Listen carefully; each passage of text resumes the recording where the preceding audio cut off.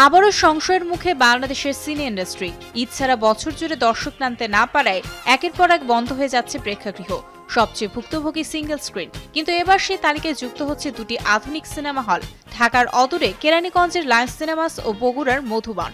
একসময় যেগুলোকে নতুন প্রজন্মের বিনোদনে ভরসা বলা হচ্ছিল, আজ সেগুলো দর্শক সংকটে টিকে থাকতে পারছে না।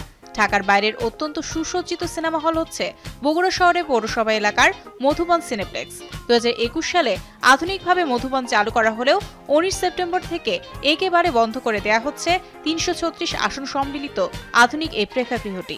অন্যদিকে ঢাকার অদূরে সবচেয়ে আধুনিক ও মানসম্পন্ন সিনেমা হল বলা হয় লায়ন্স সিনেমাসকে। হলটি 4টি স্ক্রিন নিয়ে যাত্রা শুরু হয় 2022 সালে। এটিও বন্ধ হয়ে যাবে যে কোনো সময়, এমনটি জানালেন হল কর্তৃপক্ষ।